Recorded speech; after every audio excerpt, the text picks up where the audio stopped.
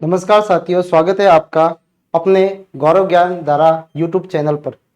जैसा कि आपको पता है कि अपन ने फर्स्ट क्लास जो ली थी वो सजीव और निर्जीव के बारे में ली थी। सेकंड क्लास जो ली वो बैक्टीरिया के बारे में ली। बैक्टीरिया को दो भागों में पढ़ा अपन ने। फिर उसके बाद में अपन ने वायरस के बारे में कल जो था उसकी जो स्टडी की थी।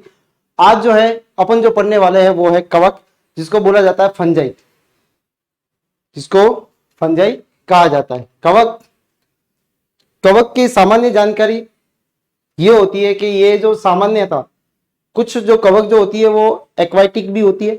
मोस्ट ऑफ ये जो मिलती है वो आपको मर्त जो सड़े गले जो पदार्थ होते हैं उनके ऊपर ये पाई जाती है। यानी ये टेरेस्ट्रियल भी है, यानी स्थल पे भी रहते हैं। थोड़े बहुत होते हैं वो जो होते हैं वो पानी के अंदर रह सकते हैं। ठीक है। कवक हमेशा मर्त सड़े गले पदार्थों का क्या करती है, अपघटन करके उनसे अपने खाने को प्राप्त करते हैं। ठीक है। अच्छा, उसके बाद में क्या सारी जो होती है कवक मर्त होती है? तो नहीं, बहुत सारी कवक ऐसी भी होती है जिन्हें जो सजीवी भी जीवन यापन करती है और दूसरों के ऊपर परजीवी के रूप में भी क्या करती है, वो जीवन यापन करती है। ठीक है। तो सबसे पहले अपन थोड़ा सा कवक के बारे में जो सामान्य जानकारी है वो ले लेते हैं। सबसे पहला कवक कवक जो है उसको एक जो आर एच वीट टेकर जो है उन्होंने अपनी पांच जगत जो अवधारणा दी थी, पंच जगत जो अवधारणा दी थी, उसके अंदर उसको एक अलग से ही एक उनका जगत बना दिया है जिसका नाम है कवक जगत। ये क्या है? जगत है जिसका नाम क्या है? कवक जगत। यानी इसको और इंग्लिश में बोला जाएगा इसको फंजाई। क्या बोला जाता है? फंजाई। यानी फंजाई जो जगत जो है। अच्छा, इसको बनाने का कारण क्या था? इसको बनाने का अलग से रखने का कारण यह था कि ये सबसे पहले यूकैरियोटिक कोशिका होती है। यूकैरियोटिक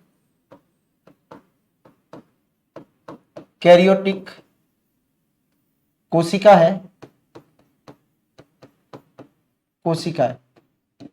ठीक है। यूकैरियोटिक कोशिका है, यानी इसमें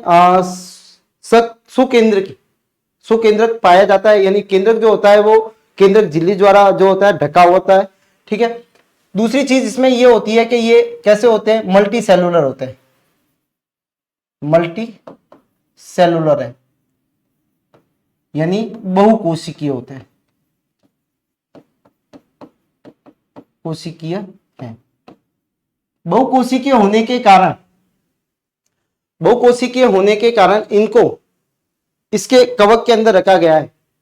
ठीक है। और क्यों? दूसरी चीज इसमें सेल वॉल, कोशिका भित्ति भी पाई जाती है। सेल वॉल मिलती है। सेल वॉल जो पादप जगत का जो क्या है, एक लक्षण है सेल वॉल। लेकिन इसमें भी सेल वॉल मिलती है, लेकिन पादप जगत में रखा क्यों नहीं गया?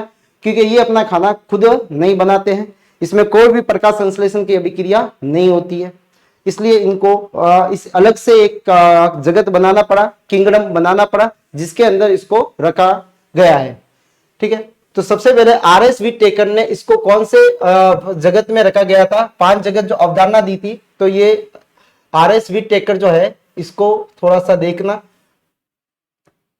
क्योंकि इन्होंने पांच जगत अवधारणा दी थी। कवक जगत के अंदर एक अलग से रूप में, जगत के रूप में इसको वर्गीकृत किया गया है। ठीक है। सबसे पहले कवकों का जो अध्ययन होता है उसकी जो शाखा जो रहती है उसको बोला जाता है माइकोलॉजी। क्या बोला जाता है? माइकोलॉजी। माइकोलॉजी कहा जाता है। कवकों के अध्ययन को क्या बोला जाता है? माइकोलॉजी कहा जाता है।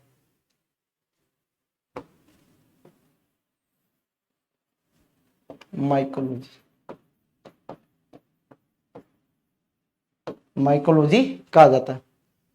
सबसे पहले ये कवक जो होती है वो कैसी होती है? यूकैरियोटिक है। यूकैरियोटिक मतलब सुकेंद्रकी, यानी केंद्रक झिल्ली उपस्थित होती है। केंद्रक झिल्ली इसमें क्या होती है? उपस्थित होती है। ठीक है। दूसरा, ये मोस्ट ऑफ कैसे होते हैं? बहुकोशिकीय होते हैं, यानी ये बहुकोशिकीय होते हैं, मल्टी सेलुलर होते हैं। कैसे होते हैं? ये मल्टी सेलुलर होते हैं, बहुकोशिकीय जीव है। लेकिन इसके अंदर एक चीज याद रखनी है, वो है ईस्ट, जिसको खमीर बोला गया है। ईस्ट जो है, ईस्ट एक ऐसी फंगस है जो एक कोशिकीय होती है। एक कोशिकीय फंगस कौन सी है? तो वो है ईस्ट। पूरे किंगडम में एक कोशिकीय फंगी एक ही है जिसका नाम है ईस्ट। तो इंपॉर्टेंट है, आपको पूछे कि कवक जगत के अंदर कौन सी फंगी जो होती है वो एक कोशिकीय होती है, तो इसका आंसर क्या होगा? ईस्ट होगा। ठीक है। ये मुख्य रूप से मर्त, जो सड़े गले मर्त, जो कार्बनिक पदार्थ होते हैं, ठीक है, पदार्थों पर निर्भर करती है और पोषक तत्वों को अवशोषित करके उनको प्राप्त करती है। ये क्या करती है? पोषक तत्वों को पहले उनको सड़ाएगी और सड़ने के बाद में जो पोषक तत्व होंगे उनको ये लेती है, यानी उनको ये क्या करती है? खाती है। तो पोषक तत्व कहां से मिलता है इनको? मर्त जो होते हैं उनसे प्राप्त होता है। जो डेड ऑर्गेनिज्म जो होते हैं, डेड एंड डिकेइंग, जो सड़े गले मर्त जो ऑर्गेनिज्म जो होते हैं, उनके पार्ट जो होते हैं, उनसे ये अपना फूड को ऑब्टेन करती है। ठीक है। आपको सुंदर सी एक फंगी बताएगी। मशरूम जो है वो भी इसी का ही भाग है। मशरूम भी एक तरह की क्या है? फंगी है। तो इस तरह से ये फंगी का एक स्ट्रक्चर आपको समझने के लिए दिखाया गया है। ठीक है। तो सबसे पहले इसको कौन से जगत में रखा गया था? कवक जगत में रखा गया है, क्योंकि ये अलग से ही एक जगत है, ये पूरा एक जगत है। अच्छा, ये जगत किसने दिया था? ये जगत किसने दिया था? R.S. व्हिटेकर ने दिया था। दूसरा, कवकों के अध्ययन को माइकोलॉजी कहा जाता है। ठीक है। कवक की कोशिका जो होती है वो यूकैरियोटिक कोशिका होती है। दूसरा, बहुकोशिकीय जीव होते हैं ये। ठीक है। लेकिन ईस्ट जो होता है वो कैसी होती है? एक कोशिकीय होती है। ये अपना भोजन, जो सड़े गले मर्त पदार्थ जो होते हैं, जो डेड और डिकेइंग मैटर होते हैं ऑफ ऑर्गेनिज्म, ऑर्गेनिक पदार्थों के, उनसे ये अपना खाने को क्या करती है? ऑब्टेन करती है। ठीक है। तो स्क्रीनशॉट ले लो।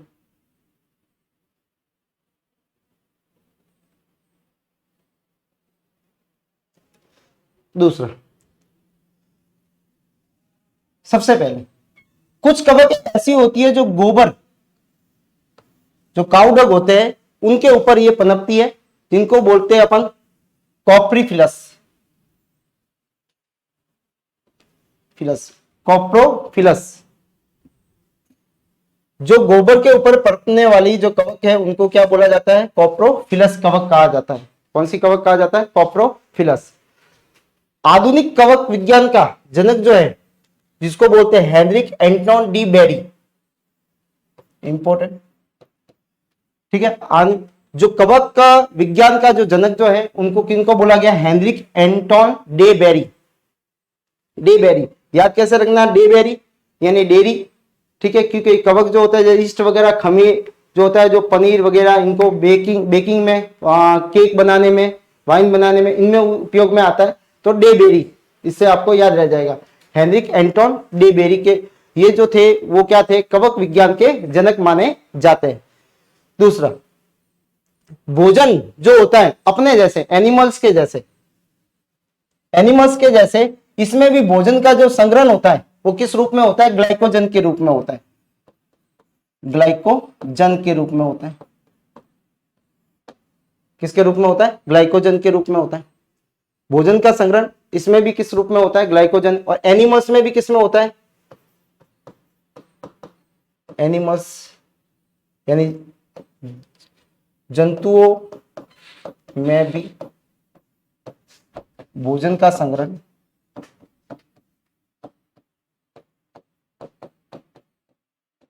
किसके रूप में होता है? ग्लाइकोजन में, जन के रूप में होता है। कवक यूकैरियोटिक है, बहुकोशिकीय, जैसे आपको पहले बता दिया था। इसमें कोई भी प्रकाश संश्लेषण, ये लिखा हुआ, इसमें प्रकाश संश्लेषण की घटना नहीं होती है। क्यों? क्योंकि इसमें कोई भी वर्णक प्रकाश संश्लेषण यानी हरित लवक की अनुपस्थिति होती है। हरित लवक नहीं पाया जाता, ठीक है, हरित लवक नहीं पाया जाता, इसलिए इनमें क्लोरोफिल जो हरित लवक के अंदर पाया जाता है, ठीक है, क्लोरोफिल का क्या होता है इसके अंदर अभाव होने के कारण ये कैसे होते हैं, हमेशा परपोषी होते हैं, परपोषी है।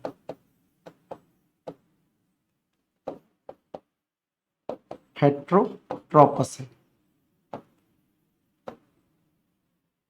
किसमें आते हैं ये, हेट्रोट्रोपस में आते हैं, ठीक है। मेन इनका एक गुण है, इसमें कोशिका भित्ति पाई जाती है, इंपॉर्टेंट, कोशिका भित्ति पाई जाती है, और कोशिका भित्ति जो होती है वो किससे बनी हुई होती है, काइटिन की बनी हुई होती है। ये लाइन इंपॉर्टेंट है, पूछा जा सकता है कि भाई कवकों के अंदर जो कोशिका भित्ति होती है वो किससे बनी हुई होती है, तो किससे बनी हुई होती है, काइटिन की बनी हुई होती है, ठीक है। तो सबसे पहले गोबर पे पनपने वाली जो था कवक जो थी वो कौन सी थी, क्रोपोफिलस, ठीक है, जो गोबर पे पनपती है। आधुनिक कवक के जो जनक जो है वो कौन है, हेनरिक एंटोन डी बेरी है। भोजन जो है वो इसके अंदर ग्लाइकोजन के रूप में संचित रहता है। कवक यूकैरियोटिक है, बहुकोशिकीय है, मर्त जो कार्बनिक पदार्थ होते हैं उन पे ये निर्भर करती है और पोषक तत्वों को वहां से ये क्या करती है, अवशोषित करती है। फिर एक कोशिका भित्ति जो होती है वो इसकी किसकी बनी हुई होती है, काइटिन की बनी हुई होती है। पादपों के अंदर किससे बनी हुई होती है, पादप में सेल्यूलोज, हेमी सेल्यूलोज से बनी रहती है, ठीक है।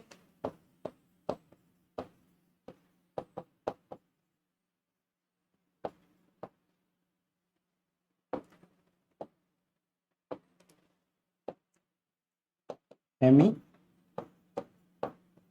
सेल्यूलोज से बनी रहती है। पादपों के अंदर किससे होती है, सेल्यूलोज से होती है। अच्छा, अपन ने उसमें पढ़ा था बैक्टीरिया के अंदर वहां पे किसकी होती है, पेप्टिडोग्लाइकेन की होती है, ठीक है। तो पेप्टिडोग्लाइकेन की होती है और इसमें किसकी होती है, काइटिन की होती है। क्लोरोफिल का इसके अंदर अभाव होने के कारण, इसमें हरित लवक अनुपस्थित के कारण ये कैसे होते कैसे होते हैं, परपोषी होते हैं।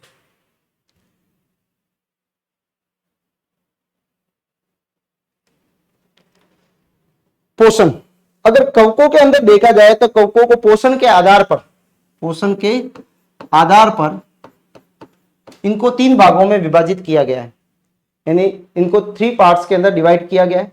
पहला होता है सजीवी, दूसरा होता है परजीवी और तीसरा जो है वो मर्तोपजीवी।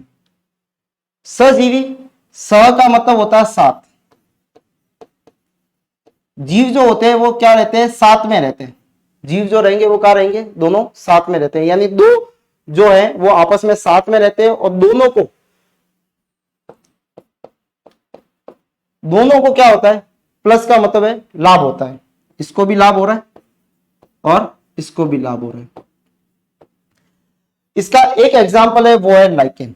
अच्छा, लाइकेन क्या है, लाइकेन एक सजीवी है, इसको बोलेंगे अपन सिम्बायोसिस। क्या बोलेंगे इसको, सिम्बायोसिस। ये सजीवी है इसमें लाभ जो है वो दोनों को हो रहा है। अच्छा, लाइकेन जो बनती है वो 2 चीजों से बनती है, 2 का कॉम्बिनेशन होता है। एक तो होता है इसके अंदर फंजाई यानी कवक,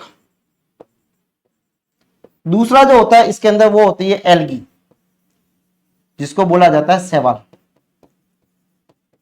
एल्गी और शैवाल दोनों साथ साथ में रहकर जीवन यापन करती है और इनके कॉम्बिनेशन को क्या बोला गया है, लाइकेन।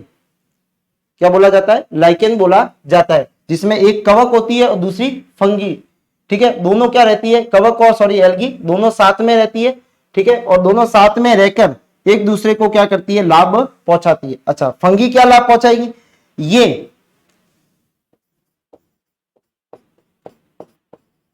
खनिज लवणों का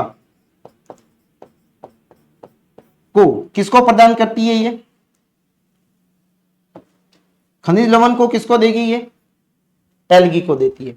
अच्छा, दोनों को लाभ होना चाहिए तो ये इसको दे रही है, तो ये इसको क्या करता है, एल्गी जिसके अंदर क्या मिलेगा अपने को, शैवाल शैवाल के अंदर क्या मिलेगा अपने को? क्लोरोफिल। और क्लोरोफिल से ये अपना खाना खुद बनाते हैं, और खुद बनाने के कारण ये क्या बनाएंगे? भोजन। और भोजन जो है वो किसको देंगे? ये इसको देंगे। ठीक है, तो ये क्या देता है? इसको भोजन। और ये क्या देता है? खनिज लवणों को किसको दे देता है? इनको। शैवाल को क्या मिलता है? खनिज लवण। किससे मिलता है? कवक से। और कवक को क्या मिलता है? भोजन। वो किससे मिलता है? शैवाल से। तो दोनों को लाभ हो रहा है। ऐसे सजीवन को क्या बोला जाता है? सजीवी बोला जाता है। ठीक है, कौन से टाइप का ये पोषण है? सजीवी प्रकार का है, सिम्बायोसिस। और इनको बोलेंगे सिम्बायोन। अच्छा, फंगी को माइको बायोन्ट भी बोला जाता है। कौन है ये? माइकोबायोन्ट। और एल्गी को बोला जाता है फाइकोबायोन्ट। माइकोबायोन्ट्स और फाइकोबायोन्ट्स। ठीक है, तो ये फंगी जो है वो क्या है? माइकोबायोन्ट्स है, और ये क्या है? फाइकोबायोन्ट्स है। दोनों को लाभ हो रहा है, सजीवी है, आज दोनों साथ में रह रहे हैं। दूसरा एक आता है जिसको बोला जाता है माइकोराइजिया, जिसको कवक मूल भी बोला जाता है। कवक मूल। इसमें क्या होती है? कवक जो रहती है वो कहाँ रहती है? पादप की जड़ों में होती है, की जड़ों में। तो वही पादप इसको क्या देगा? पादप इसको क्या प्रदान करेगा? भोजन। तो पादप से क्या मिलेगा इसको? भोजन। और ये क्या देगी इसको? खनिज लवण। ठीक है, खनिज लवण किसको मिलेंगे? इसको। और ये इससे क्या मिलेगा? इसको भोजन।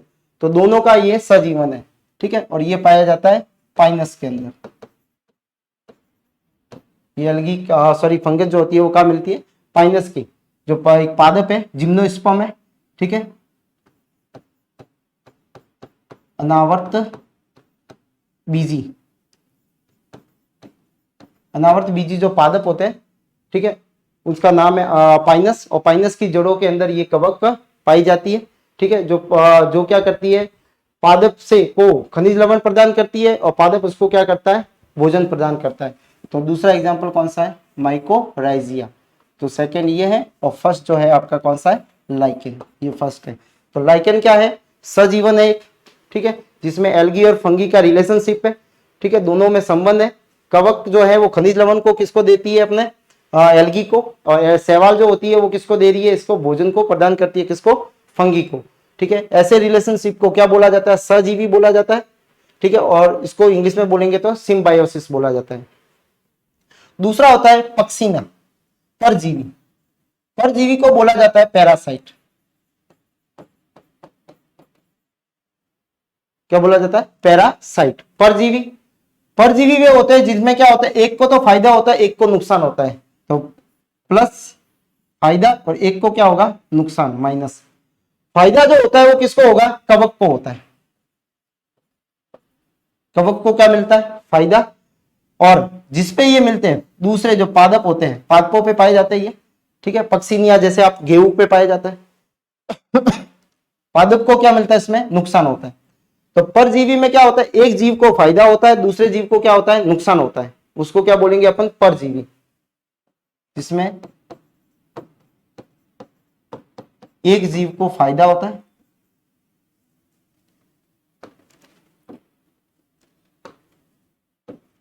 एक जीव को लाभ, एवं दूसरे को हानि।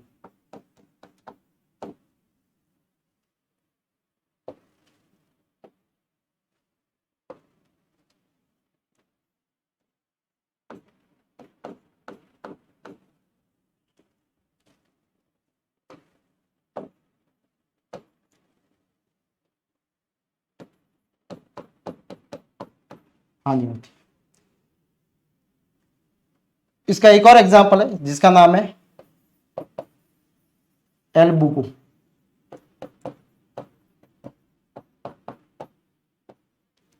एल्बुको। एल्बुको जो है, ठीक है, वो पाया जाता है सरसों पे। सरसों का जो पादप होता है उसके ऊपर ये मिलता है।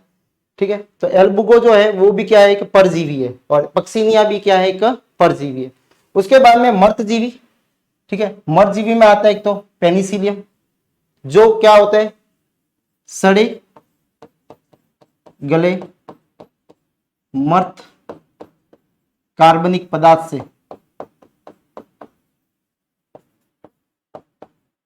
से भोजन लेते हैं। तो उसमें कौन आता है, पेनिसिलियम। और एक एग्जांपल है जिसका नाम म्यूकर राइजोपस, ठीक है। ये इसके और भी एग्जांपल हैं। तो सिम्बायोसिस रिलेशनशिप क्या होता है, जिसके अंदर दो जीव साथ में रहते हैं। पहला जो होता है वो एल्गी,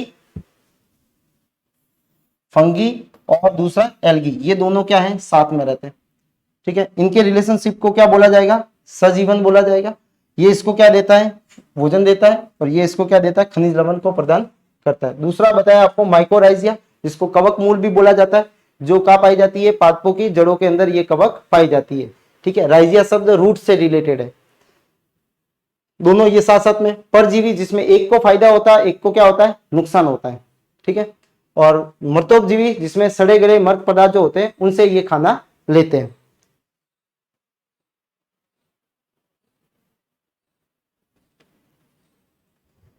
नेक्स्ट, कवक की मूल संरचना, इनकी जो मेन जो संरचना जो होती है कवकों की, ठीक है, उसको बोला जाता है, वो कैसी होती है, तंतुमय होती है, पतले धागे के समान तंतुमय होती है, जिसको बोला जाता है हाइफा, ठीक है। तो आप देखोगे जैसे ये एक ये हाइफा है, ये ऐसी तंतुमय संरचना होती है, ठीक है। ये हाइफा आपस में, ये जो तंतु जो होते हैं वो आपस में क्या बना देते हैं, एक जाल बना देते हैं, ये याद रखना। जो आपस में क्या बना देते हैं, ये जाल बना देते हैं, जिसको बोला जाता है माइसिलियम। क्या बोला जाता है, माइसिलियम। सपोज मान लो ये यहां से गया,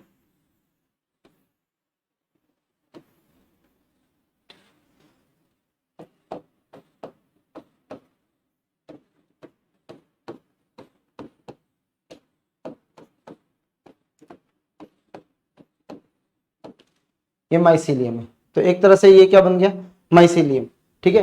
एक तंतु को बोला जाएगा हाइफा,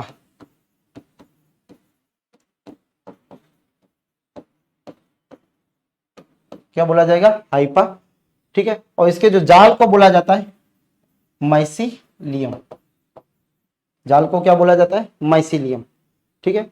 तो जो एक तंतु में संरचना होती है, ये धागे जैसी संरचना होती है, जिनको क्या बोला जाता है, एक तंतु को बोला जाता है हाइफा, और बहुत सारे जब होते हैं साथ में तब उनको एक जाल जैसी संरचना बनती है, उसको क्या बोला जाता है, माइसिलियम बोला जाता है, ठीक है। ये बता दिया था आपको, काइटिन की होती है बनी हुई कोशिका भित्ति इसकी।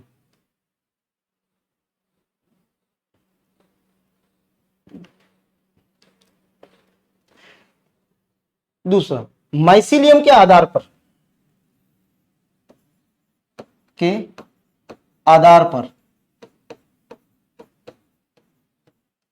माइसिलियम के आधार पे इनको दो भागों में विभाजित किया है। पहला भाग जो है वो विभाजित माइसिलियम है, जिसको बोलेंगे सेप्टेट। विभाजित का मतलब होता है जिसमें विभाजन पाया जाता है। जैसे ये आप देख रहे होंगे कि एक जो ये ब्लू है उसके बीच में एक लाइन है, यानी ये दोनों के बीच में क्या हो गया, इसका सेप्टा हो गया। क्या हो गया, सेप्टा, जो क्या कर रहा है, इसको दो भागों में विभाजित कर रहा है, ठीक है।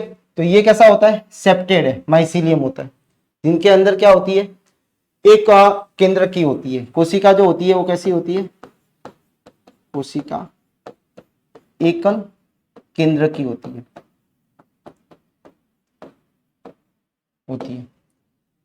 ठीक है। दूसरा है अविभाजित, जिसमें कोई सेप्टा वगैरह, कोई दीवार वगैरह नहीं मिलता, ठीक है। इसको बोलेंगे अपन सीनोसाइंट्रिक, ठीक है।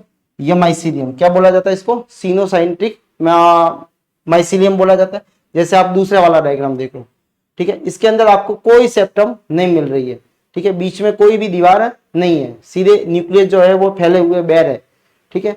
तो ये कैसी होती है, ये बहु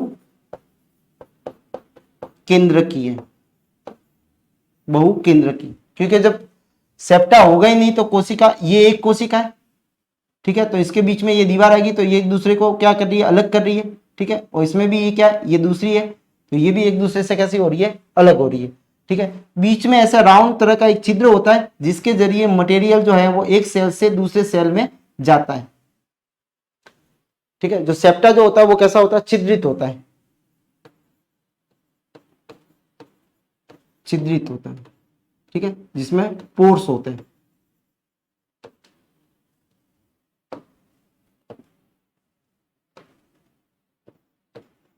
क्या मिलते हैं, पोर्स मिलते हैं, जिसके जरिए खाना जो होगा वो एक सेल से दूसरे सेल में जाता है।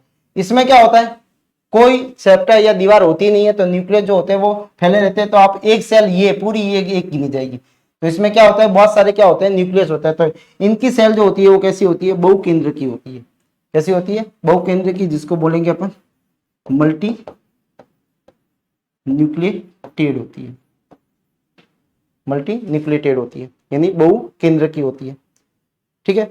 तो माइसीलियम के आधार पे इनको दो भागों में बांटा गया है। एक तो होता है विभाजन माइसीलियम, जिसके अंदर क्या मिलेगा, सेप्टा मिलेगा और इसमें एक केंद्र की होती है। दूसरा जो होता है वो कैसा होता है, अविभाजित माइसीलियम होता है, ठीक है, जिनमें आपको क्या मिलेगा, कोई सेप्टा वगैरह नहीं मिलता है। तो इन दोनों को थोड़ा सा याद करना, सेप्टा वाला और सिनोसाइटिक, ठीक है। तो सिनोसाइटिक जो है वो कैसा होता है, जिसके अंदर कोई सेप्टा नहीं मिलता है।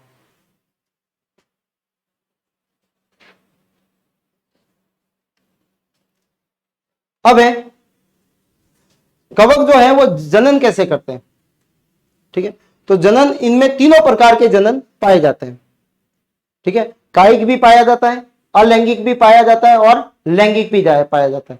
अच्छा, तो फिर ये करते कैसे, तीनों करते हैं क्या, नहीं, ये करेंगे सुविधा के हिसाब से। जैसे ही उनको अनुकूल परिस्थितियां मिलती है, जिस हिसाब की लैंगिक की मिली तो लैंगिक करेंगे, अलैंगिक की मिली तो अलैंगिक करेंगे और कायिक की मिली तो कायिक जनन करेंगे, ठीक है।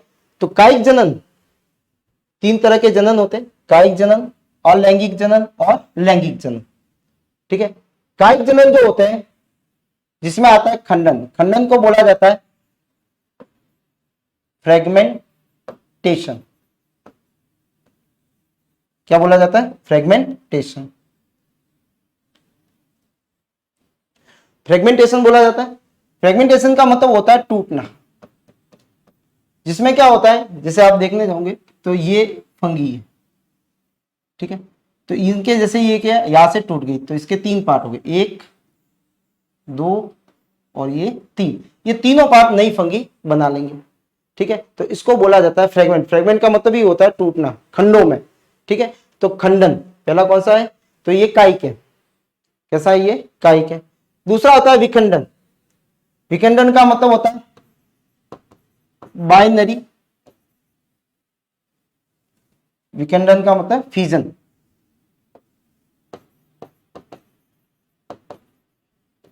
फ्यूजन, फ्यूजन का मतलब भी वही है, एक सेल होती है वो दो भागों में टूट जाती है, ठीक है। तीसरा होता है मुकुलन। मुकुलन को बोला जाता है बडिंग, तीसरे को बोला जाएगा बडिंग। बडिंग में क्या होता है, पहले ये इस तरह से, फिर क्या होती है, इसके अंदर थोड़ी सी एक उबार मिलता है, ये उबार मिला, ठीक है, इसको बोला जाता है मुकुल। क्या बोला जाता है, मुकुल, या इसको बोला जाता है बड़। ये बड़ और मुकुल जो होता है धीरे धीरे वृद्धि करता है और वृद्धि करके ये और वृद्धि करेगा और थोड़ा सा और बड़ा हो जाएगा, ठीक है। बड़ा होके फिर ये दोनों क्या हो जाएंगे, अलग हो जाते हैं, ये दो, ठीक है। इसको क्या बोला जाएगा, मुकुलन या बडिंग कहा जाता है। जिसमें एक होता है जिसमें बड़ बनता है, बड़ का मतलब होता है गांठ बनती है, ठीक है, गांठ जैसा स्ट्रक्चर होता है जिसको मुकुल कहा जाता है। क्या कहा जाता है, मुकुल। और मुकुल जो है, मुकुल धीरे धीरे वृद्धि करता है और वृद्धि करके जब ये परिपक्व हो जाता है तब अपने पेरेंट्स से यानी जनक से क्या हो जाता है, अलग हो जाएगा और अलग होके ये क्या बनाएगा, एक नया इंडिविजुअल या नई संतति बनाएगा, ठीक है। तो ये तो होता है खंडन यानी टूटना। विखंडन का मतलब भी टूटना है, लेकिन इसमें क्या होता है, बहुत सारे पार्ट हो जाते हैं और इसमें क्या होंगे, एक वाला जो सेल जो होगी वो क्या होगी, दो भागों में बटेगी। या फिर पहले बहुत सारे केंद्रक बनेंगे, ठीक है, और फिर केंद्रक के अंदर ये भी दो तरह का होता है विखंडन। विखंडन भी दो तरह का है, बाइनरी फिजन है और दूसरा जो होता है वो होता है मल्टीपल फिजन। ठीक है, मल्टीपल में क्या होगा, बहु विखंडन में बहुत सारी सेल बनेगी। ठीक है, और द्विविखंडन में दो सेल बनेगी। ठीक है, तो ये विखंडन दो तरह के हैं। ठीक है, बाइनरी और दूसरा होता है मल्टीपल। मुकुलन बर्ड्स बनता है। फिर होता है अलैंगिक जनन। अलैंगिक जनन जो होता है वो होता है बीजाणुओं द्वारा। किसके द्वारा होता है, बीजाणुओं के द्वारा। अच्छा, फिर इनमें अलग अलग जो जातियां जो होती है कवकों की, उनके आधार पर इनको क्या किया गया, अलग अलग नाम दिया है। किसी में कॉनिडिया टाइप के बीजाणु बनते हैं। ठीक है, किसमें स्पोरेंजिया स्पोर बनते हैं। एक तो बनते हैं कॉनिडिया, दूसरे में होता है स्पोरेंजियो स्पोर होते हैं। ठीक है, और तीसरे में होते हैं क्या, जू स्पोर बोलते हैं। तो ये डिपेंड करेगा अलग अलग जातियों के अंदर, यानी कवक की कौन सी जाति है उसके हिसाब से इनके अंदर ये क्या बनते हैं। तो आपको पूछ सकते हैं कि भाई कॉनिडिया क्या अलैंगिक स्पोर है, यानी बीजाणु। ठीक है, स्पोरोरेंजिया, ठीक है, ये भी क्या है, अलैंगिक का स्पोर है। जू स्पोर, तो ये अलैंगिक है। उसके बाद में लैंगिक जनन। अब देखो, इसमें ना तो कोई मेल होता है ना कोई फीमेल होती है, तो भी इसमें क्या होता है, लैंगिक जनन होता है। अब लैंगिक जनन में यह माना जाता है कि अगर दो सेल आपस में, अलग अलग सेल दोनों आपस में क्या करती है, फ्यूज करती है यानी जुड़ती है, तो उसको क्या बोला जाएगा, लैंगिक जनन बोला जाता है। अच्छा, यहां पे भी दो तरह के स्पोर्स है, अलग अलग तरह के। क्या, एक तो होता है ऊ स्पोर, ऊ स्पोर द्वारा होती है। ठीक है, दूसरा बाद में एस्को स्पोर द्वारा होती है। ठीक है, और तीसरा जो है वो है बेसिडियो स्पोर द्वारा होती है। ठीक है, तो ये तीन तरह के हैं, जो बेसिडियो स्पोर, एस्को स्पोर और ऊ स्पोर। ठीक है, इनके द्वारा क्या बनाया जाता है, ये लैंगिक जनन होता है। अच्छा, ऊ स्पोर में क्या होगा कि एक तो करेगा मेल की तरह काम और दूसरा जो करेगा वो किसमें करेगा, फीमेल की तरह काम। एक तो होगा जो मेल की तरह काम करेगा और दूसरा किसका करेगा, फीमेल की तरह काम करेगा। ठीक है, तो ये दोनों जो इनके जो हाइपा जो है, हाइपा की जो कोशिका है, तो दोनों पास में आ जाती है, फिर आपस में क्या करेगी, ये फ्यूज करेगी। क्या करेगी, फ्यूज करेगी।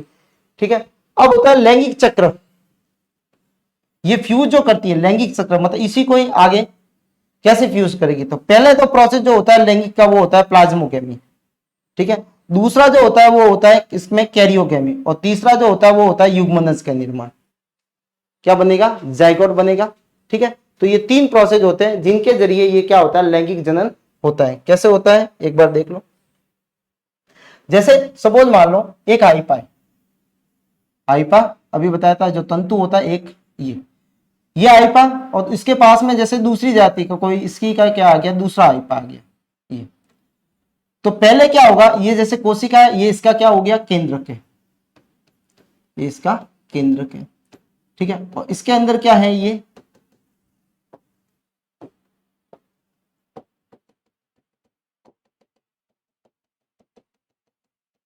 इसमें क्या है, जीव द्रव्य, जीव द्रव्य। ठीक है, तो ये इसके केंद्रक है और ये इसका क्या है, जीव द्रव्य। तो पहले क्या होता है, पहला प्रोसेस जो होता है कि इनका जो जीव द्रव्य है, इनका जीव द्रव्य वो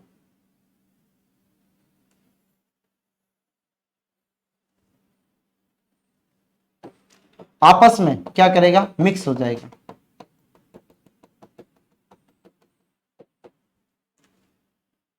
ये इसका केंद्रक आ गया, ये इसका केंद्रक आ गया, तो इनका जीव द्रव्य क्या हो रहा है, आपस में मिक्स हो रहा है। इस प्रोसेस को ही क्या बोला जाता है, प्लाज्मोगेमी बोला जाएगा।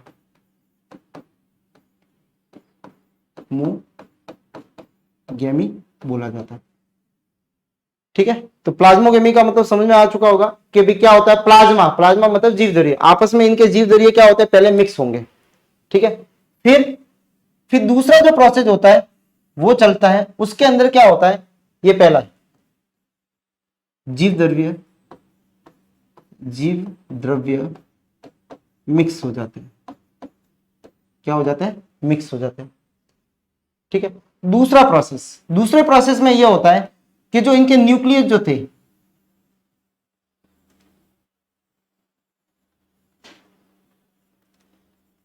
ये न्यूक्लियस इसका और ये न्यूक्लियस इसका, ये न्यूक्लियस आपस में क्या करते हैं, फ्यूज हो जाते हैं।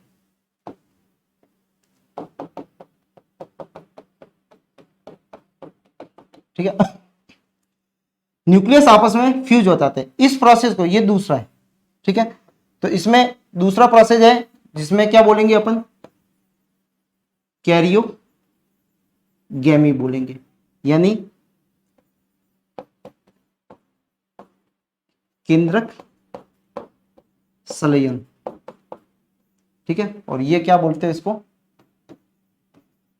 जीव द्रव्य संलयन, संलयन। कैरियोगेमी, देखो पहले प्लाज्मा आपस में मिक्स हुआ, फिर क्या हुआ, केंद्रक जो है वो आपस में मिक्स हो गए। अब तीसरा प्रोसेस जो होता है वो होता है एक बन जाता है, दोनों का केंद्रक वगैरह सब मिक्स हो जाए, ठीक है, एक कोशिका बन जाती है।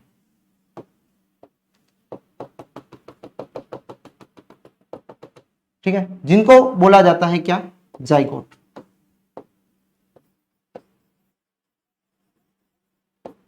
क्या बोला जाएगा, जाइगोट। फिर जाइगोट के अंदर या युग्मनज, क्या बोला जाएगा इसको, युग्मनज बोला जाएगा। पहले प्लाज्मा जो है वो आपस में हुआ, फिर क्या हुआ, इसमें केंद्रक जो है वो आपस में हुए, फिर क्या हुआ, जो सेल बनी उसको क्या बोलेंगे अपन, जाइगोट बोलेंगे। और ये जाइगोट जो है इसमें एक डिवीजन होता है जिसका नाम है मियोसिस, जिसको बोलेंगे अर्धसूत्री, अर्धसूत्री, क्योंकि पूरा पादप जो होता है वो एन होता है, एन मतलब हैप्लॉइड होता है। तो ये कैसी है, अभी डिप्लॉइड है, ये डिप्लॉइड है यानी द्विगुणित है। कैसी है, ये द्विगुणित है। ठीक है, अब मियोसिस होने के कारण ये कैसी हो जाएगी, अगुणित हो जाएगी। तो ये मियोसिस हो गया, और ये सारी सेल जो है वो कैसी हो जाएगी, हैप्लॉइड, ये अगुणित हो गई।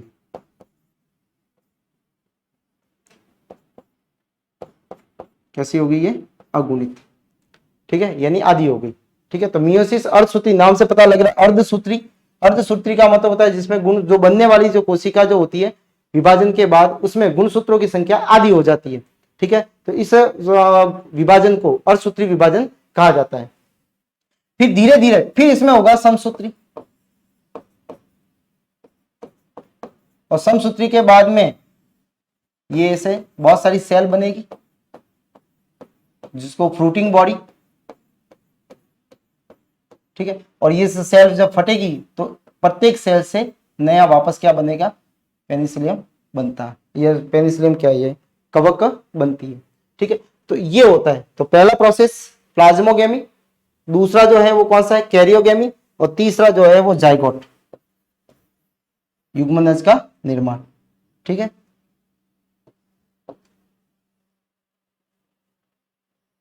ये पहला प्रोसेस है, ये दूसरा प्रोसेस है, और ये मियोसिस वाला तीसरा प्रोसेस। ठीक है, तो ये तीन प्रोसेस होते हैं जिसमें जाइगोट बनता है। तो ये प्लाज्मा गेमी हुआ, फिर कैरियोगेमी हुआ, फिर इस तरह से ये होता है लैंगिक जनन। तो इसमें एक तो मान लेते हैं अपन कौन सा है, मेल है, दूसरा क्या मान लेते हैं अपन, फीमेल है, एक नर मान लेते हैं, एक मादा मान लेते हैं। क्योंकि यहाँ पे लैंगिक जनन उनको ही बोला जाएगा, दो कोशिका अगर आपस में क्या कर रही है, फ्यूज कर रही है। ठीक है, उनके केंद्रक आपस में जुड़ रहे हैं, संलयन कर रहे हैं, तो उसको क्या बोला जाएगा, लैंगिक जनन बोला जाता है। ठीक है, स्लाइड कर लो।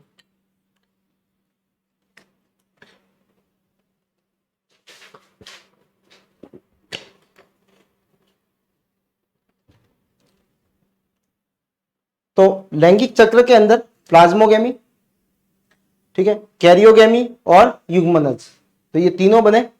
पहले क्या हुआ, प्लाज्मोगेमी जीव द्रव्य संलयन होता है, जीव द्रव्य संलयन है। ठीक है, उसके बाद में केंद्रक संलयन है, केंद्रक संलयन है। ठीक है, और इसमें क्या होता है, अर्धसूत्री विभाजन, अर्धसूत्री। ठीक है, तो ये तीन प्रोसेस इसके अंदर होते हैं। अब है कवकों का प्रकार या मान लेते हैं अपन वर्गीकरण। ठीक है, कवकों को दो भागों में बांटा गया है, ये वर्गीकरण है। एक तो होता है मिक्सोमाइकोटिना। मिक्सोमाइकोटिना ये वो होते हैं जिनमें कोशिका भित्ति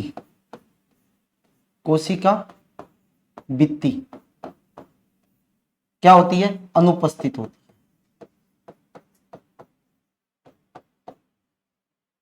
जिसमें कोशिका भित्ति क्या हो, अनुपस्थित हो। ठीक है, उसको क्या बोलेंगे अपन, मिक्सोमाइकोटिना में रखा गया होता है। ठीक है, बहुकोशिकीय होते हैं ये भी, इसको मैं या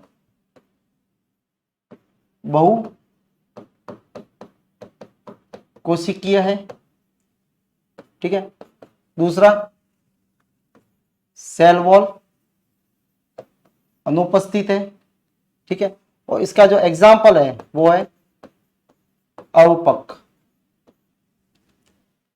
ठीक है, जिसको बोला जाता है इंग्लिश में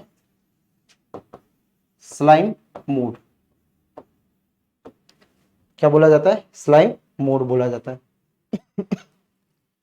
अपक इनको बोला जाता है स्लाइम मूड। ठीक है, इसको अपन प्रोटोजोआ में भी पढ़ते हैं क्योंकि इनको प्रोटोजोआ में रखा जाएगा। दूसरा होता है यूमाइकोटिना। यूमाइकोटिना में क्या मिलेगा, कोशिका भित्ति उपस्थित होती है। कोशिका भित्ति उपस्थित होती है। ठीक है, कोशिका भित्ति इसमें उपस्थित होती है। ठीक है, उसके बाद में ये इसके प्रकार है 4। सबसे पहला है एस्कोमाइसिटिस।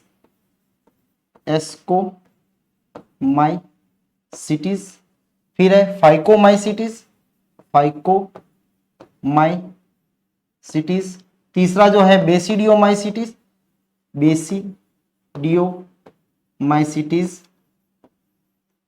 ठीक है, और लास्ट है वो है ड्यूटेरोमाइसिटिस।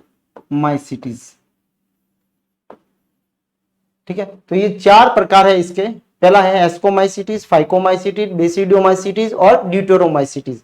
ठीक है, एस्कोमाइसिटिस इसके अंदर आता है पेनिसिलियम, एस्पेरिलस और आता है खमीर, जिसको इस सबसे एक कोशिकीय होता है। ये एक कोशिकीय है। कैसा है ये, एक कोशिकीय है।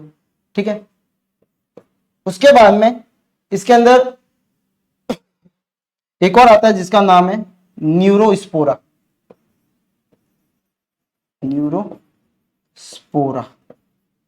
ठीक है, न्यूरोस्पोरा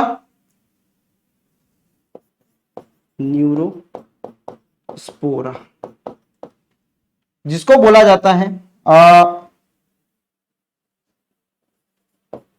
पादप जगत की ड्रोसोफिला।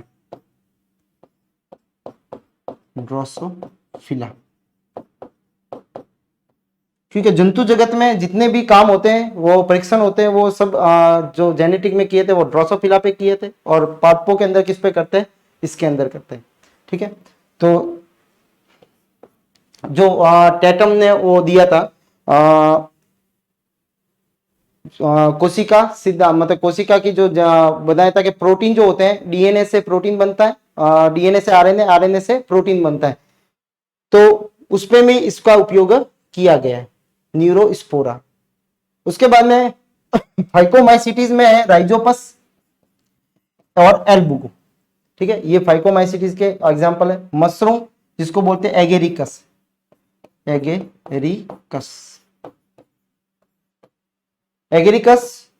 जो मशरूम को एगेरिकस बोला जाता है। पक्सिनिया, ठीक है, एस्टिलेगो, ये किसके एग्जांपल है, बेसिडियोमाइसिटिस के। ठीक है, इसमें टाइकोडर्मा है। ठीक है, दूसरा आता है अल्टरनेरिया। ठीक है, वो भी इसी का ही एग्जांपल है। ठीक है, तो यहाँ पे जो कवकों का जो वर्गीकरण किया गया उसको 2 भागों में बांटा गया। एक तो पहला जो है मिक्सोमाइकोटिना और ये है यूमाइकोटिना। ठीक है, मिक्सोमाइकोटिना में क्या है कि इसमें कोशिका भित्ति अनुपस्थित होती है और इसमें कोशिका भित्ति उपस्थित होती है। एस्कोमाइसिटिस, यूमाइकोसिटिस को 4 भागों में बांटा गया है। ठीक है, आपको केवल नाम याद करने हैं, एस्कोमाइसिटीज, फाइकोमाइसिटीज, बेसिडियोमाइसिटीज और ड्यूटेरोमाइसिटीज। ठीक है, देखो अभी आया बेसिडोमाइसिटी, बेसिडियो इस पर इसमें बनेंगे। तो इस तरह से ये वर्गीकरण है।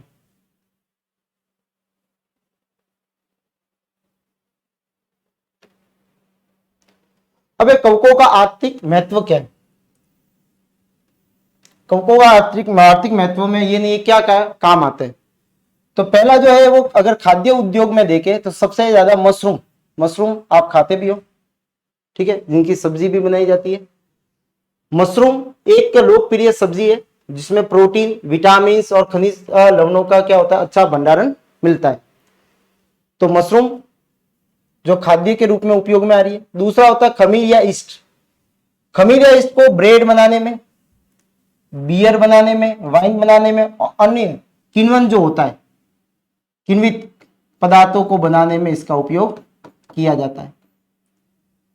ठीक है, तो ईस्ट जो है वो इंपॉर्टेंट है, इससे सवाल आता रहता है।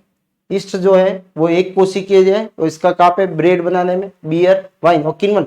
किण्वन का मैंने आपको बताया था जिसमें कौन सा श्वसन होता है, अवायवीय श्वसन, जिससे क्या बनता है, अल्कोहल बनता है। दूसरा होता है औषधि के रूप में, दवाइयों के रूप में भी इसको यूज में लिया जाता है।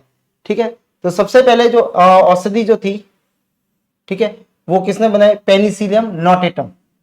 सबसे पहले जो ये एंटीबायोटिक जो बनाई थी, ठीक है, जिसको बनाई थी अलेक्जेंडर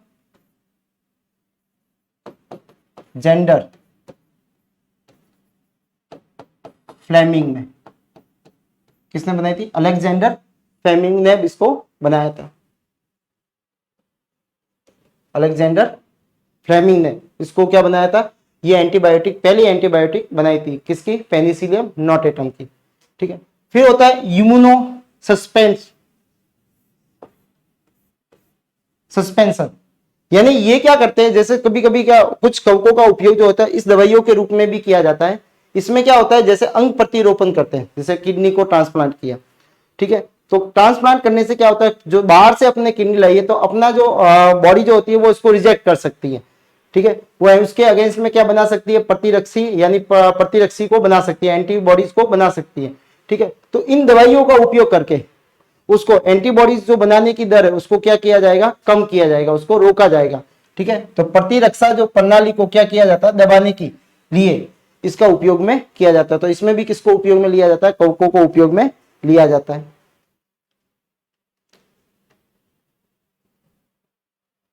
तो मशरूम में, ईस्ट में एंटीबायोटिक के रूप में, और इम्यूनो सस्पेंटर जो होता है, सस्पेंस का मतलब होता है दबाना उसको, ठीक है, तो उसमें इसको यूज में लिया जाता है।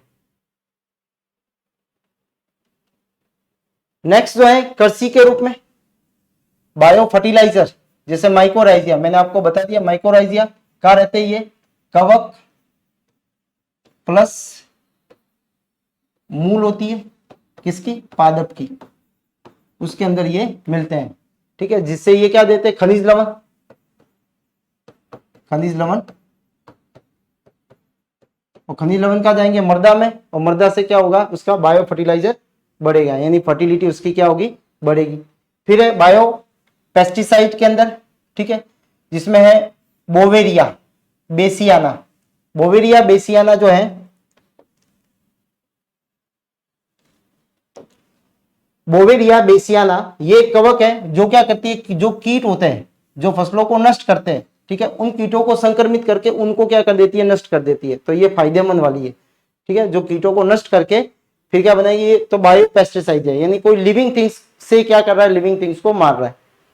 उसके बाद में औद्योगिक में एस्पेलियस नाइग्रम, इसका उपयोग जो होता है वो होता है स्टार्च शर्करा को बदलने में, ठीक है, और खाद्य पदार्थों को संरक्षण करने में, और टेक्सटाइल में, टेक्सटाइल इंडस्ट्री में के अंदर, ठीक है, जो स्टार्च जो है उसको किस में बदलेंगे, शर्करा के अंदर, और खाद्य पदार्थों का क्या किया जाता है, संरक्षण करने में, और टेक्सटाइल के अंदर इसका यूज में लिया जाता है। ट्राइकोडर्मा रेसी, इसका उपयोग जो है पेपर उद्योग में लुगदी बनाने में, ठीक है, और बायो ईंधन के उत्पाद में, बायो ईंधन जिससे ऊर्जा मिले, और कृषि में बायो फर्टिलाइजर के रूप में भी इसको यूज में लिया जाता है ताकि फर्टिलिटी उसकी बढ़े। राइजोपस ओरिजा, इसका उपयोग डिटर्जेंट बनाने में, ठीक है, खाद्य उद्योग के तेलों वसा को तोड़ने के लिए इसका उपयोग में किया जाता है। तो याद रखना थोड़ा सा, राइजोपस ओरिजा, ठीक है। और इसमें एक जो है वो है ये ईस्ट वाला, और सबसे इंपॉर्टेंट जो है वो है पेनिसिलियम नोटेटम। ये सवाल कितनी बार भी आ चुका है, पेनिसिलियम नोटेटम, ठीक है, कई बार आया था। पेनिसिलियम पेनिसिलियम पेनिसिलियम, चारों ऑप्शन में पेनिसिलियम था, ठीक है। तो पीछे याद रखना नोटेटम, हो सकता है वो पेनिसिलियम पेनिसिलियम 4 बार दे दे और फिर आपको पीछे वाली, तो आपने पेनिसिलियम याद किया है तो फिर आप वहां कर नहीं पाओगे। तो यहाँ पे नोटेटम याद रखना, पेनिसिलियम नोटेटम, ठीक है।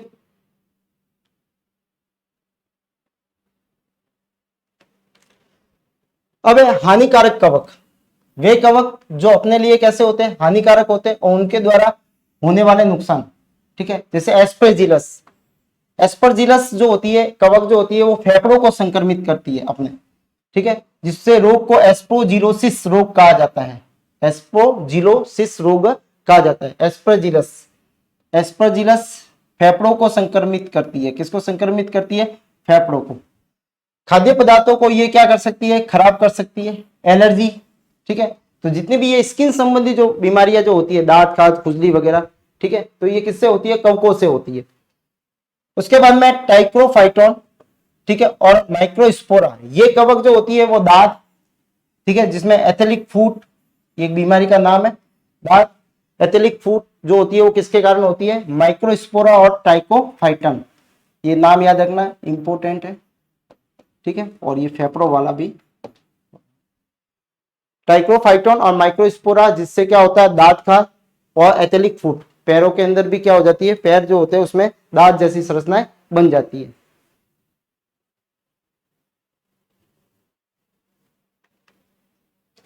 अब है पादपों के अंदर कवक के प्रकोप या रोग, ठीक है। सबसे ज्यादा पूछे बनाने वाला गेहूं का रस्ट रोग, गेहूं का रस्ट रोग जो होता है पक्सिनिया ग्रेमिनीज, इंपॉर्टेंट है। पक्सिनिया ग्रेमिनी किसमें होता है? गेहूं में होता है।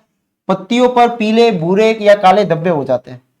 पत्तियों पे क्या हो जाएंगे? पीले भूरे और काले रंग के क्या हो जाएंगे? धब्बे हो जाते हैं। फिर दूसरा जो है वो है आलू का पछेती झुलसा रोग, जिसको बोलते हैं फाइटोथोरा इन्फेस्टेंस, जो होता है आलू और टमाटर के अंदर। इसमें भी पत्तियां के भूरे रंग और धब्बे और सड़न हो जाती है, उसमें सड़ने लग जाते हैं, ठीक है। तो ये भी किसके कारण है? फंगस के। सेब का स्क्रब रोग, ठीक है, इसमें नाम है वेंटूरा इनएक्वेलिस, इनएक्वेलिस, ठीक है। ये किसमें होता है? सेब के अंदर होता है, सेब का स्क्रब। ये फलों को भूरे रंग में धब्बे हो जाते हैं और फलों में विकृत होने लग जाते हैं, मतलब फलों का आकार जो होता है वो टेढ़ा मेढ़ा विकृत हो जाएंगे। उसके बाद में अंगूरी पाउडर मिल्यूड्स, ठीक है, और ये है अनसिनुलेला नेक्टर, अनसिनुला लेक्टर के द्वारा ये क्या होती है? बीमारी होती है। जो कवक है अंगूरों के अंदर, पत्तियां फलों और सफेद पाउडर जैसी संरचना परत बन जाती है, उस पे सफेद सफेद क्या हो जाएंगे? दाग हो जाते हैं। तो इसमें सबसे इंपॉर्टेंट एक ही है, वो है आलू सॉरी गेहूं वाला रस्ट रोग, ठीक है, जो आपको याद करना है पक्सिनिया ग्रेमिनी, ठीक है। और उसमें आपका एक तो ईस्ट है, दूसरा जो है वो पेनिसिलियम है, वो याद करना है।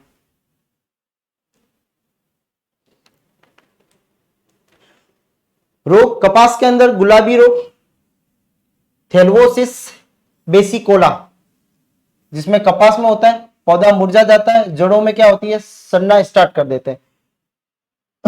मूंगफली का टिक्का रोग, ठीक है, सेरोस्पोरा पर्सोनेटा, सेरोस्पोरा पर्सोनेटा मूंगफली के अंदर होता है। पत्तियों में भूरे रंग के क्या बन जाते हैं? धब्बे बन जाते हैं। ये मूंगफली के अंदर होता है।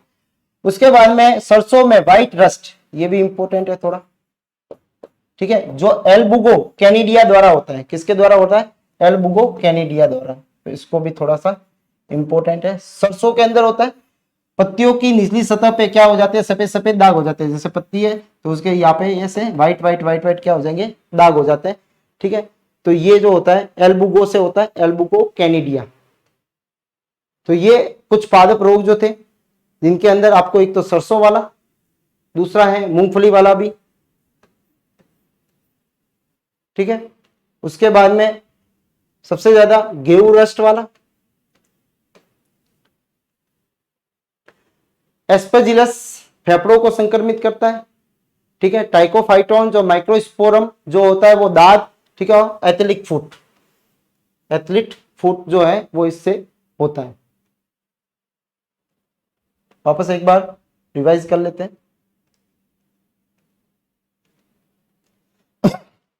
सबसे पहले कवक, कवक को एक अलग से ही जगत में रखा गया है, कवक जगत ही नाम दिया उसका, फंगी। ठीक है, इसको किसने रखा था, आरएस व्हिटेकर ने रखा था। इसके अध्ययन को माइकोलॉजी कहा जाता है। ठीक है, इसकी कोशिका जो होती है वो यूकैरियोटिक है, बहुकोशिकीय होती है। ईस्ट है जो इसका अपवाद है वो एक कोशिकीय होता है। ये क्या करते हैं, जो मर्त पदार्थ होते हैं उनसे अपना पोषण को प्रदान करते हैं। नेक्स्ट, गोबर पे जो पनपने वाली जो है कवक जो है उसका नाम है क्रोपोफिलस, जो गोबर पे पनपती है। ठीक है, उसके बाद में आधुनिक जो जनक माने जाते हैं इसके, उसका नाम है हेनरिक एंटोन डे बेरी। ठीक है, डे बेरी याद रखना आपको, हेनरिक एंटोन डे बेरी जो है वो कवक विज्ञान के जनक माने जाते हैं। भोजन जो होता है वो ग्लाइकोजन के रूप में क्या रहता है, संचित रहता है। इसके अंदर जो ग्लाइकोजन होता है, एनिमल्स के अंदर भी मैंने बताया आपको, जंतु जो अपन जो है, अपन भी भोजन का जो संग्रहण करते हैं वो किसके रूप में करते हैं, ग्लाइकोजन के रूप में करते हैं। लेकिन आप देखोगे कि जो पादप होते हैं, ठीक है, उनमें जो होता है वो संग्रहण जो होता है वो स्टार्च के रूप में होता है। ठीक है, अपने अंदर किसमें होता है, ग्लाइकोजन के रूप में। कोशिका भित्ति जो होती है इसकी काइटिन की बनी हुई होती है। कोशिका भित्ति किसकी बनी हुई होती है, काइटिन की बनी होती है। दूसरा, इसके अंदर क्लोरोफिल जैसा कोई पिगमेंट नहीं पाया जाता, इसलिए इसमें हरित लवक नहीं पाया जाता, तो इसमें प्रकाश संश्लेषण की घटनाएं नहीं होती है। यानी ये कैसे होते हैं, हमेशा परपोषी होते हैं। फिर मैंने पोषण के आधार पर इसमें 3 भागों में बांटा।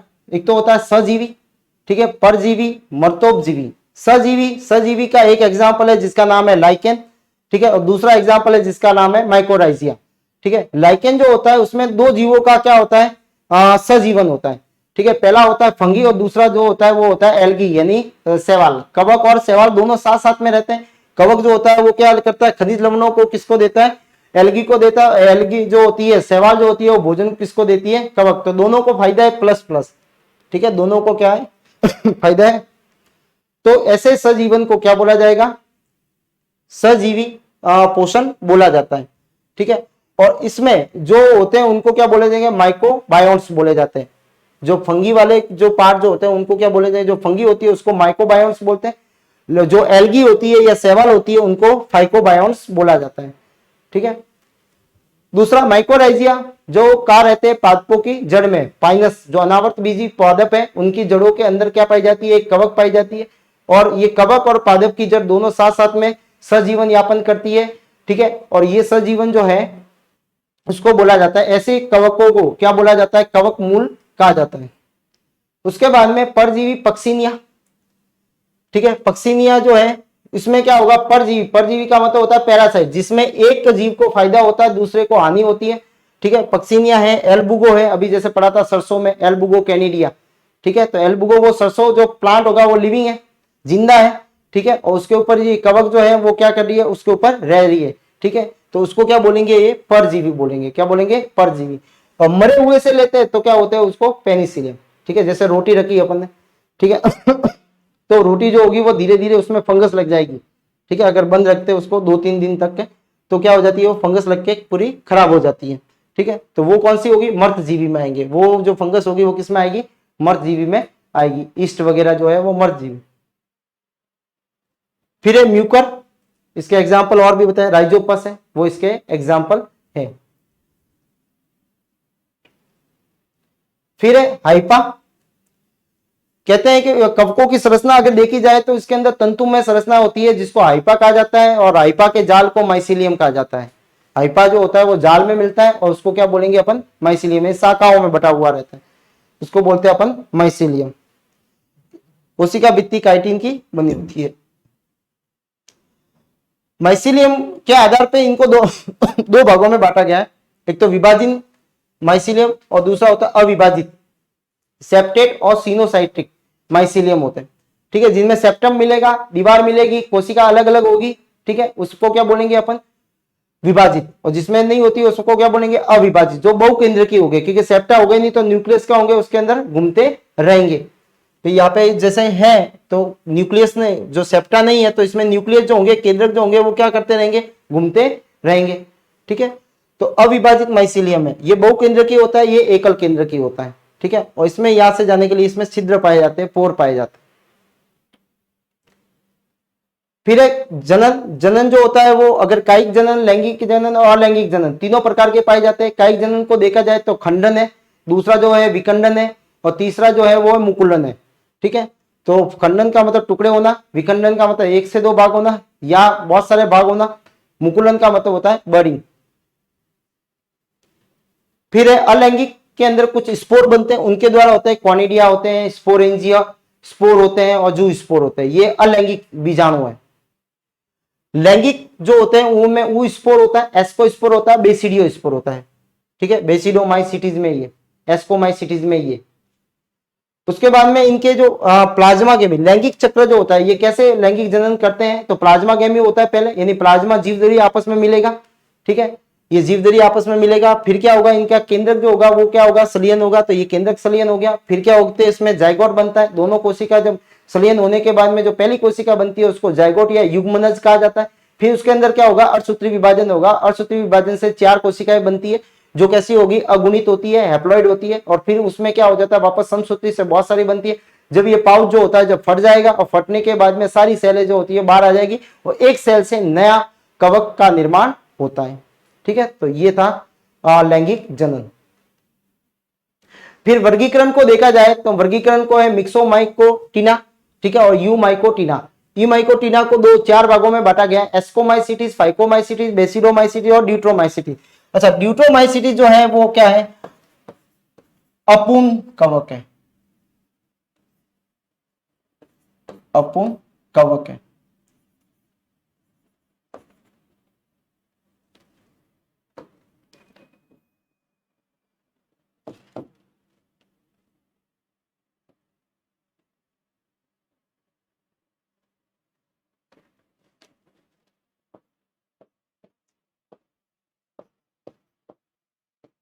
अपूर्ण कवक है। क्यों, क्योंकि इस कवक के अंदर, इस के अंदर जो है वो सेक्सुअल रिप्रोडक्शन नहीं होता है, लैंगिक जनन अनुपस्थित होता है।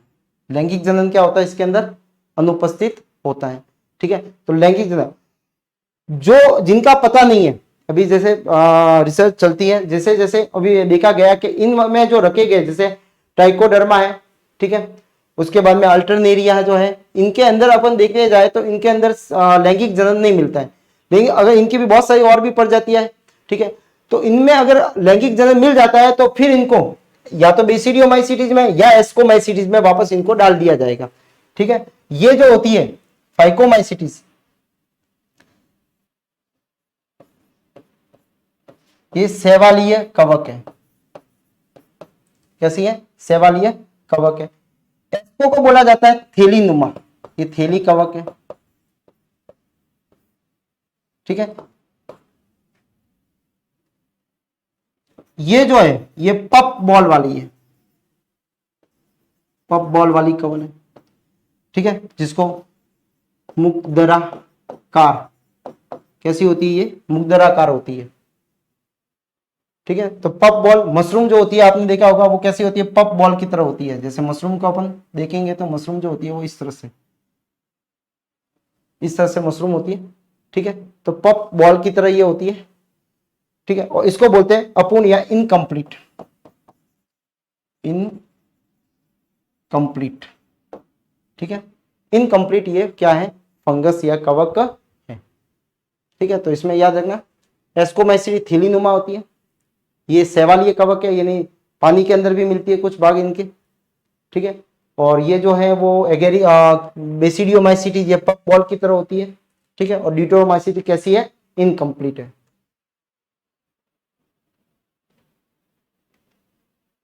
फिर खाद्य में आपको बताया मशरूम, खमीर, एंटीबायोटिक के रूप में, इम्यूनो सस्पेंशन जो है उसके रूप में,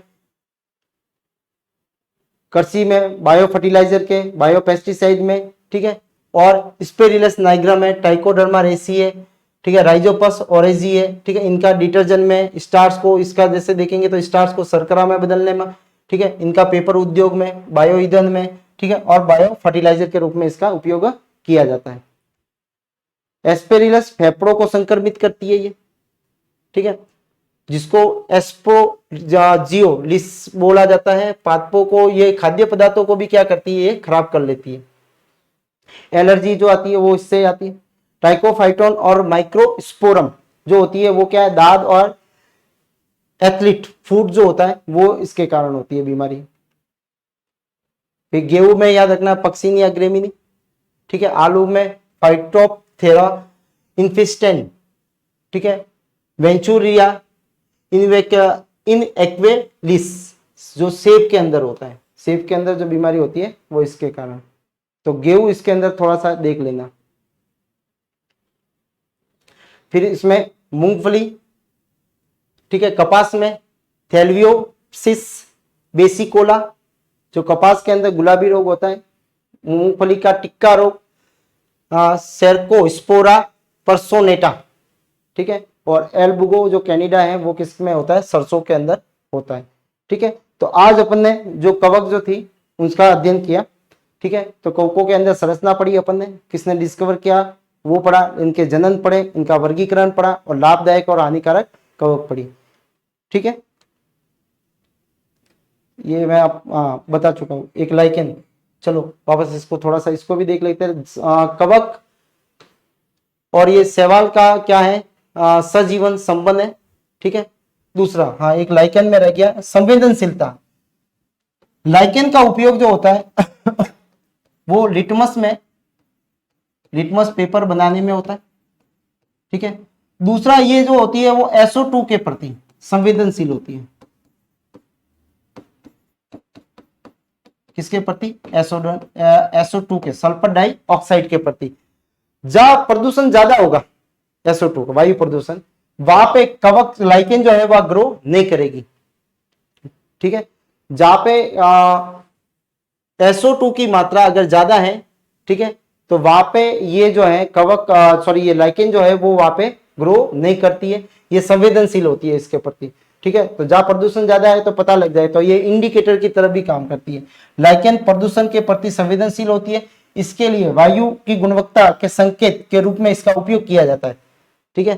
तो जहां संकेत मिलेगा कि जहां इसको उगाया जाएगा, तो उगाने पे अगर वहां पे SO2 की मात्रा ज्यादा है तो ये वहां पे ग्रो नहीं करेगी, जिससे पता लग जाएगा कि भाई यहाँ पे वायु प्रदूषण हो रहा है, इसमें SO2 का।